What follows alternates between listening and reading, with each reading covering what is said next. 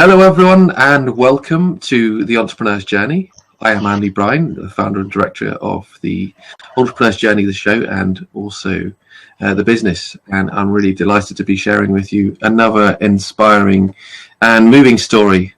For those of you who are tuning into The Entrepreneur's Journey for the first time, I'd like to interview inspiring entrepreneurs from around the world to share their journey to success, like really what's led them to where they are today.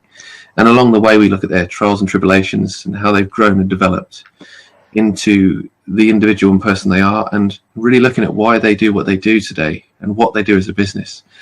And today is a very fascinating subject and something that I'm really interested in myself as well. And I'm going to be talking with Francesca Radbill. And we're going to be talking about realizing your human potential.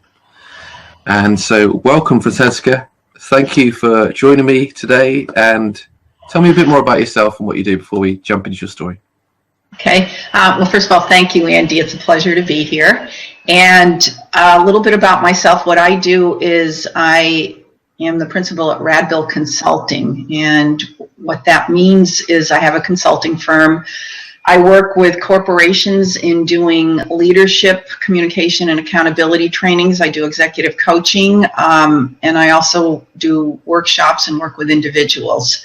The basis of my training is ontological, and ontology is the study of being, specifically in this case, the study of who we are being.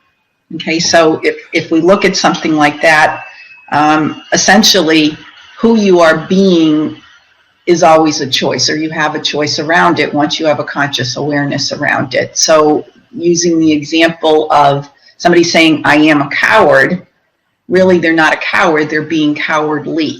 And you would have a choice on how you want to respond to something. So that's the basis of my training, and that's I use a lot of that kind of work in the work that I do with people to cause transformational results. Excellent. I love it, and I love the study of being as well, because it's understanding ourselves at a deeper core level and what makes us tick in a way. You know, what drives us, who are we as individuals? And once we understand that, I think we can be much more effective. We can show up in the world in our own unique way that is incredibly powerful. You know, I would agree with you, because once you have an awareness on who you are, you can stop trying to fix who you are and actually express who you are. Yeah, it's easy to get lost in the world nowadays, isn't it? Yes. In the belief that we need to be and live a certain way. And yes. That's not who we are as individuals at the core. So let's jump into your journey and story, because I know you've got a fascinating journey and story that's led you to this pathway and Radbill Consulting. So we go through it within the hero's journey context. So we look at your original world at which you first started, which is usually a place of pain and discomfort. You wanted to make a shift and a change. You wanted to make a transformation in your own life. And sometimes it's just a deep calling within you that wanted to do something different, do something new.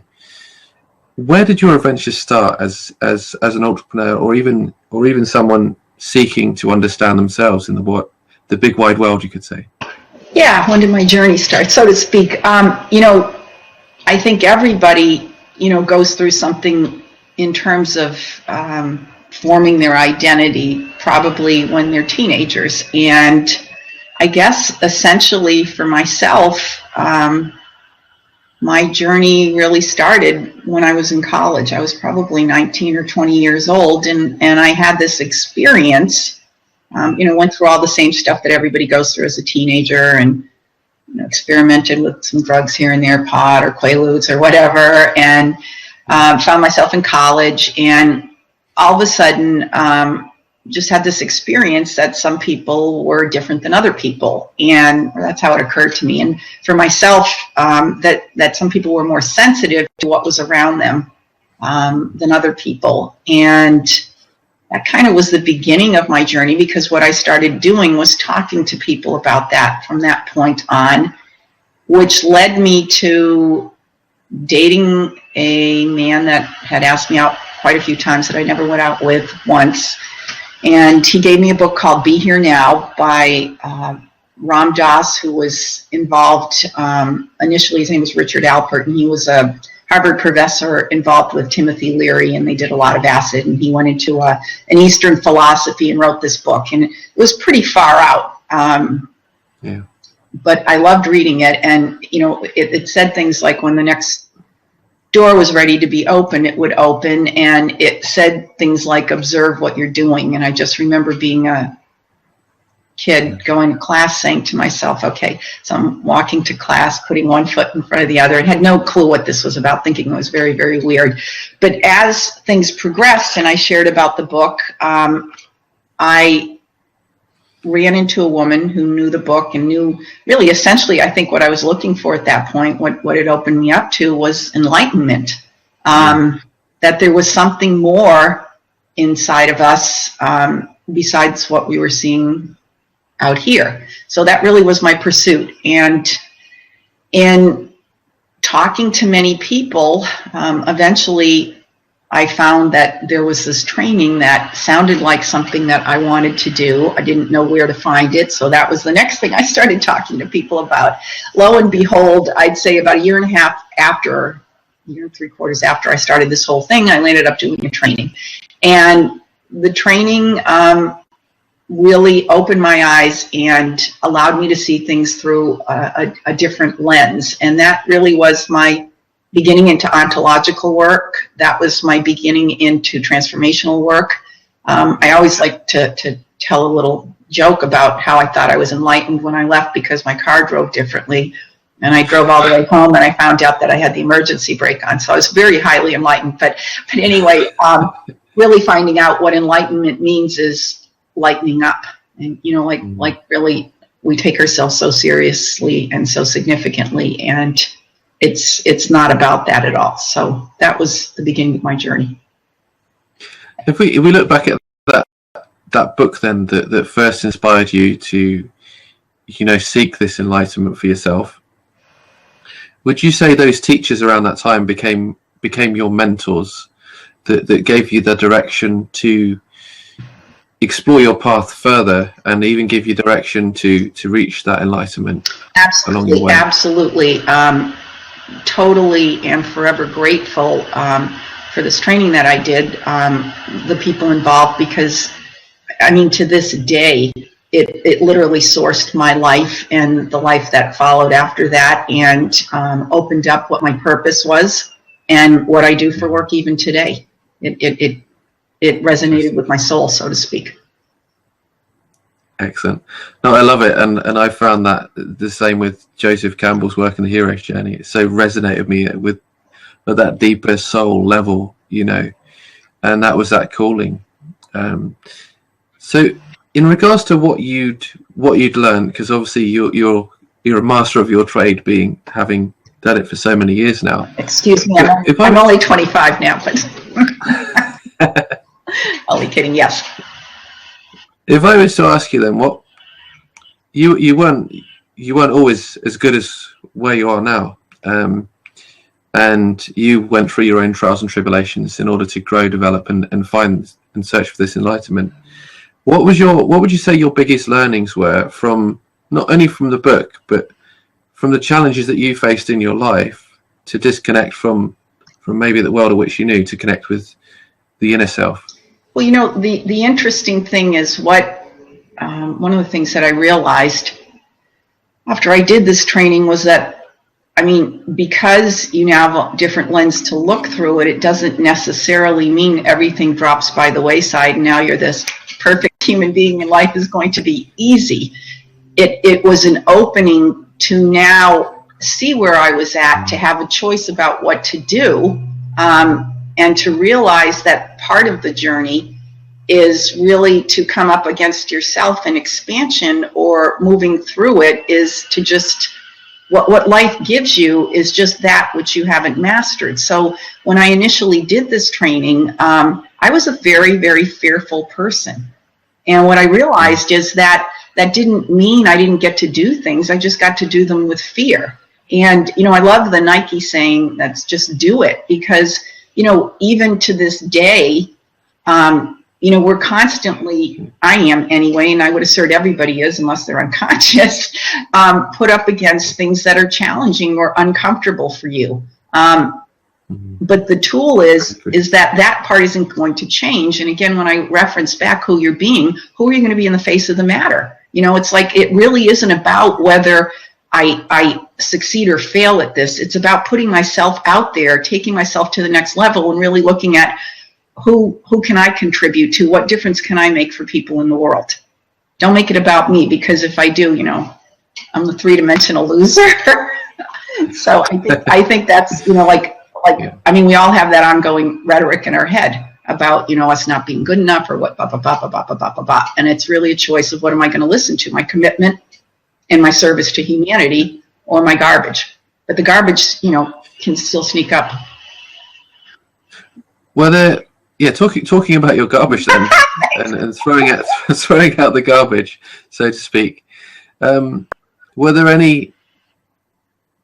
there anything that was revealed to you through undergoing your journey that you weren't aware of before? Because I think there are a lot of things, like the unconscious patterns that we live by, that often, when we go on our journey, they rise up and we learn from them.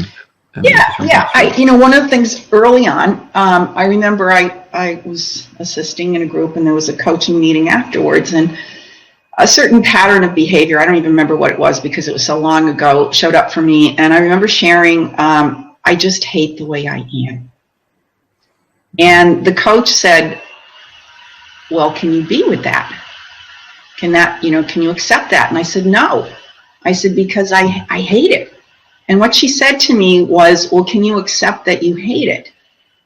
And I said, yes. So really in life, and this is what I was referencing earlier about so much of our time is spent on looking to change who we are. The bottom line is, I am the way that I am. But that doesn't mean anything about how or who I choose to represent myself to be, unless I choose to have it mean that. So if we can accept who we are and stop trying to change it, then we have room to then be and do what we want to do. And that was a valuable lesson to me, that acceptance or surrender to who I am might even be accepting that I don't like the way I am. I had another epiphany further down the line, realizing, you know, that there are many things I don't like about myself. I don't like that I can be bitchy with my husband or my kids, or that, you know, I'm not the perfect wife, or not the perfect friend, or not the blah, blah, blah, blah, blah. But I'm okay with that I'm not okay. And if you can start with that, then you have room to be whoever you want to be. If we're going to spend our time in trying to change who we are, because I have a saying, it's important to invite every piece of yourself to the dinner table. And until you can do that, you really don't have any room to move, because your life is going to be spent on trying to change or fix or hide that which you don't like about yourself. Definitely, and I love what you said there. It brought so many things to mind, like nurturing our shadow, nurturing that side of ourselves, nurturing our garbage. You know, the stuff that's that part of the package. You know, and it's interesting. I was going to do a video about this, but T.S. Eliot in his poem wrote about the wasteland and stepping away from the wasteland, whereby the wasteland represents our old patterns, our old beliefs, and our old ways of being, and stepping into the new world, new way of being, and nurturing each and every aspect of ourselves through that. And I thought that was phenomenal. Just that metaphor for, you know, how we transform through our lives, you know, by understanding ourselves. Yes, and to know that you always have the choice to either put your attention on that, or to put your attention on what you're up to. Definitely.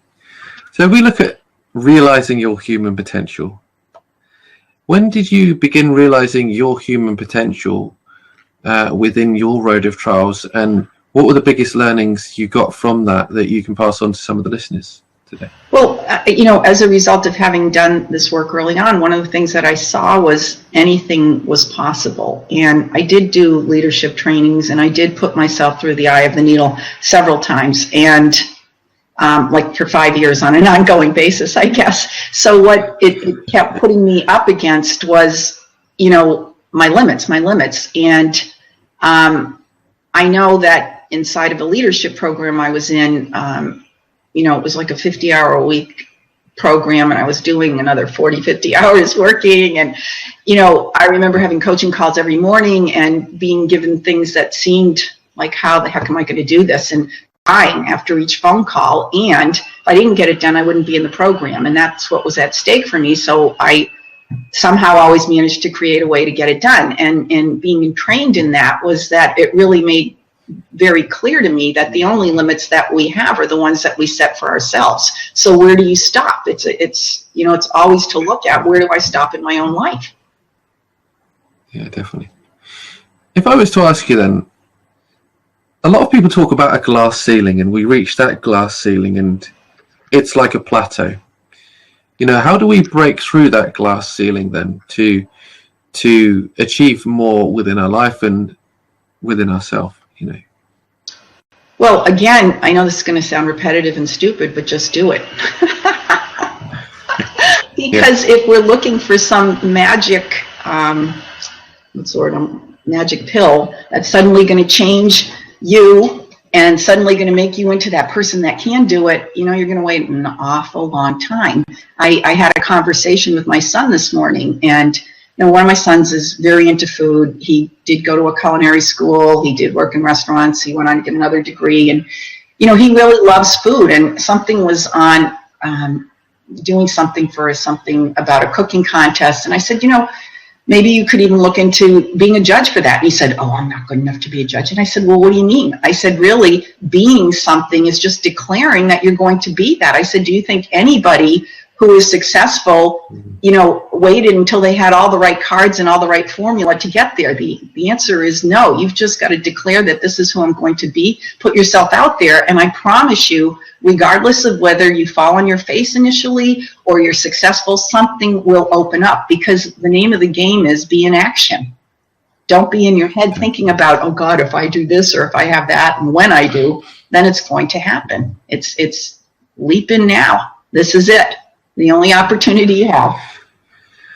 It's fantastic, and I think we all place certain restrictions on ourselves at times because we don't believe we are ready. Like you said, we're not that person. You know, how do we know we're not that person? We're not being or embodying. You're the one saying that.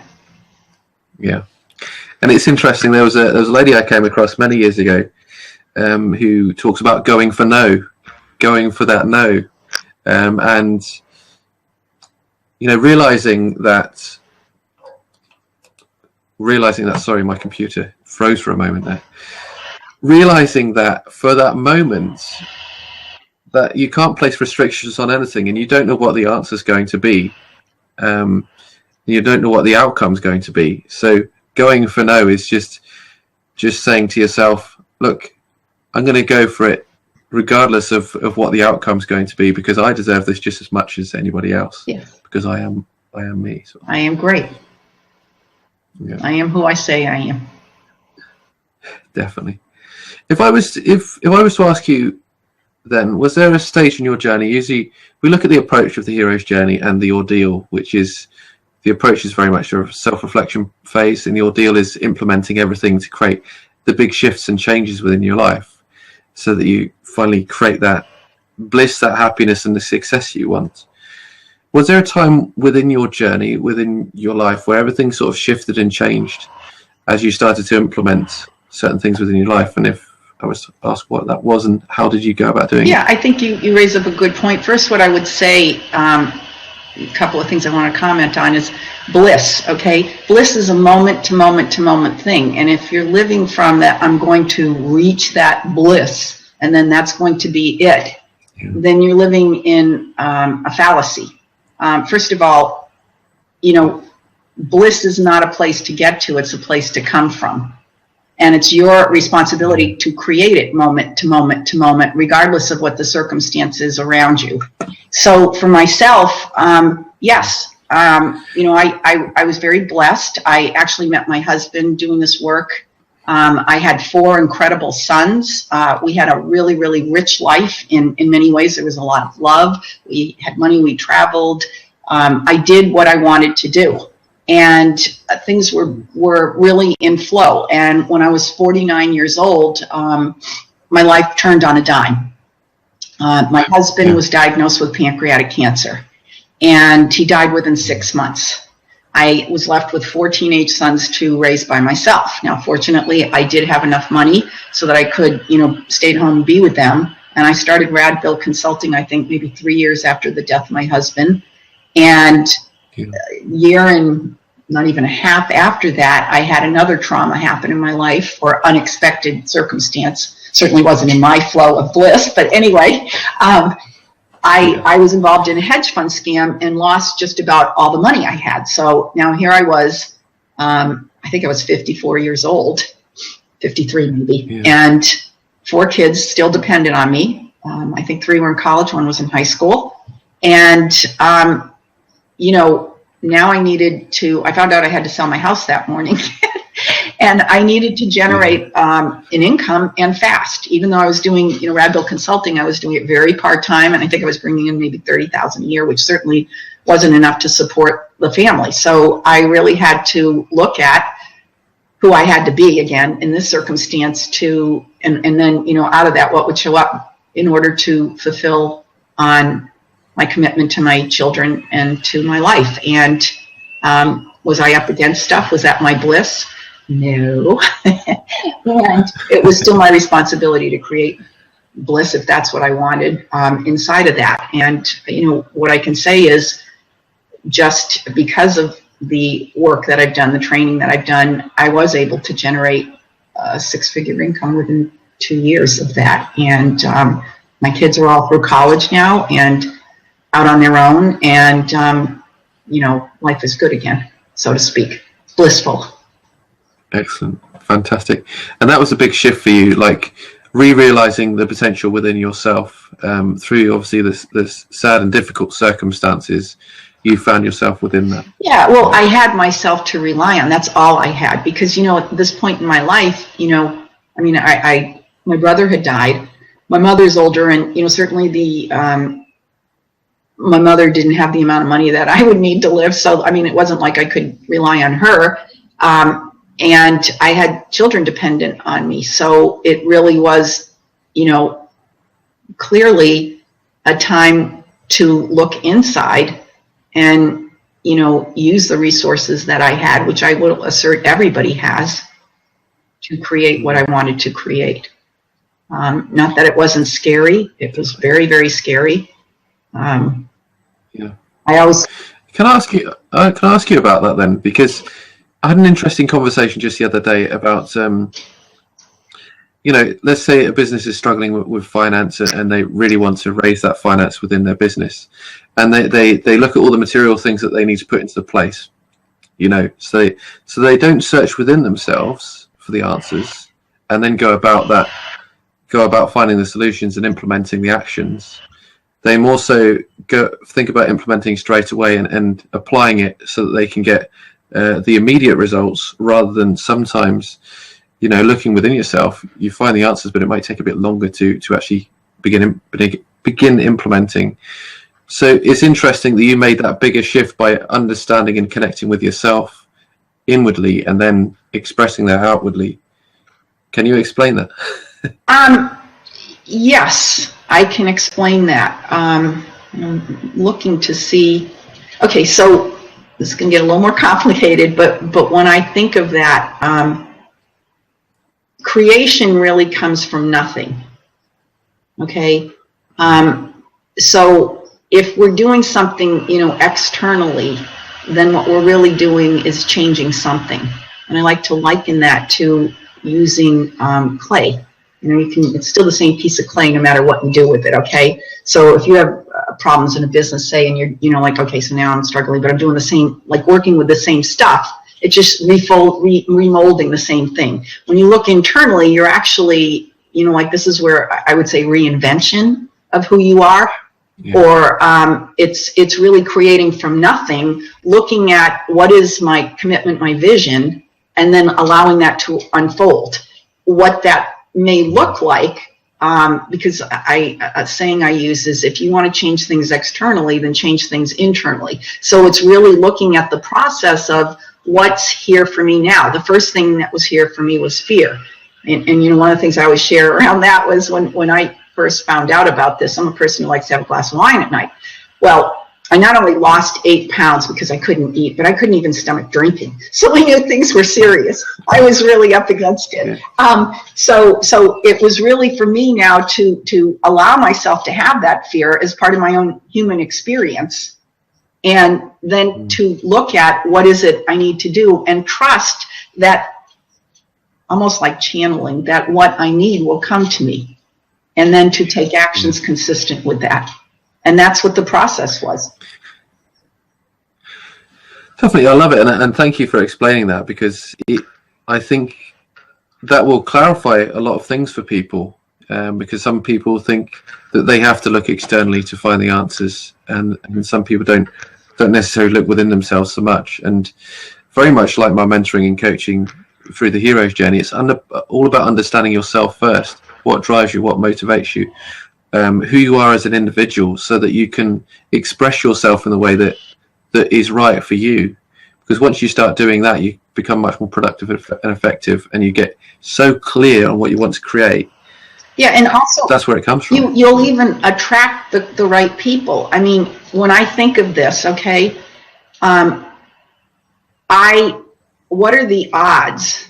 Okay, and I say odds, but I don't believe this is at all accidental, because when you do this work enough, you know that it's not accidental. But landing up talking to a CEO who was willing to take me on with this, you know, out of the blue, when I had never worked with corporations. Well, I shouldn't say I never worked with corporations, but not in this capacity. I had done talks with corporations on other things, but in this capacity. So what were the odds of that? And lo and behold, that's what happened. Yeah, fantastic. And I love the Joseph Campbell quote, the universe will open doors for where there was only once walls. Yes. And that's when we're truly aligned with ourselves and our mission. Yes. And it even, Andy, I would even assert that if you look at it, it all goes back to, what do you believe is possible for you? Are you setting limits that this can't happen or not? And one thing I knew when this happened was that this would work out. I didn't know how, and you don't need to know how, because I think what people tend to get stuck in is in your linear thinking, your mind. You start to think that I have to know how something's going to fit together, and that's the clay. Okay, if you just let it go and trust, then it will unfold in alignment to what's perfect. And it doesn't even the thing about, if you fall on your face, still keep moving on, because you don't know what it's going to look like. And it brings me to another quote by another person. When I fall over, I'd like to land on my back so I can look up and get up. And I was like, wow, that's brilliant. And that's what we need to do as entrepreneurs each and every day, as people, as individuals. When we do fall down, when we do, have difficulties, we need to land on our back, look up and get up. It's fantastic. So let me ask you, in regards to your journey and story and how you've evolved as an individual, and obviously the evolution of Radbill Consulting, if I was to ask you what you do today and why you do it, but based on the journey that you've gone through and what you've learned, so what do you do and why do you do the work you do today? What do I do?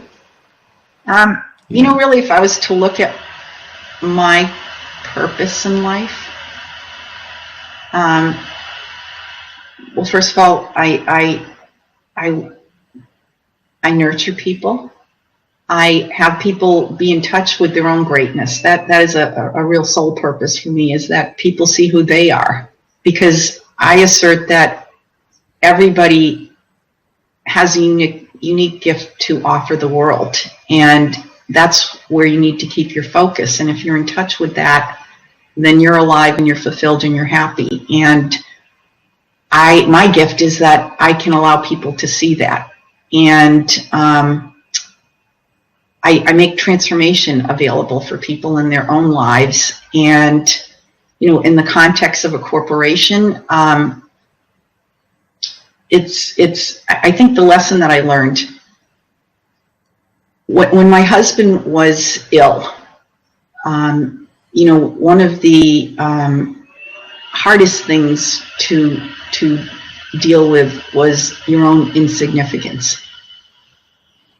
And, that suddenly you're just a number in a system, no matter who you are.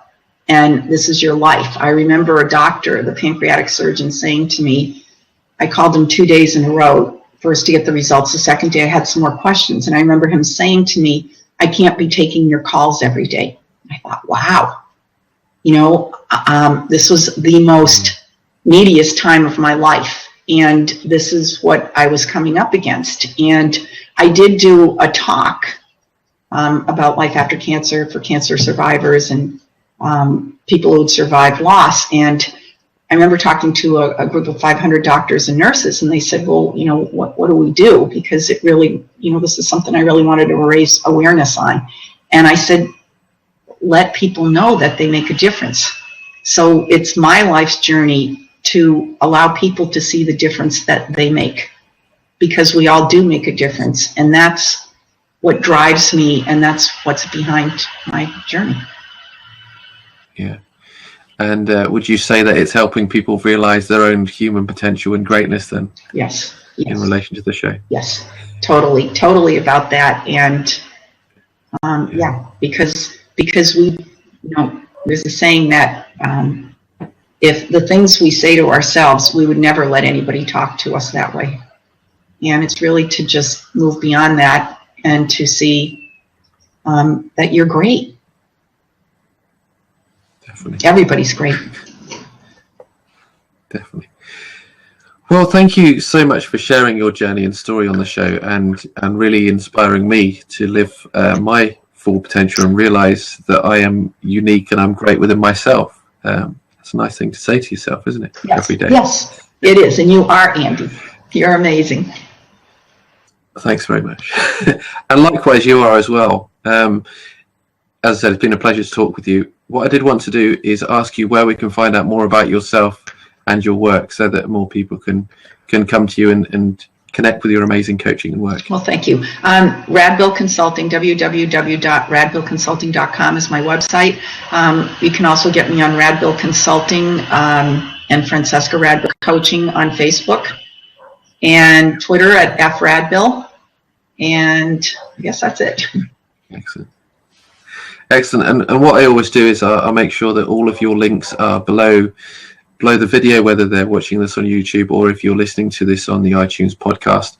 You will all have links to Francesca's website and social media links as well.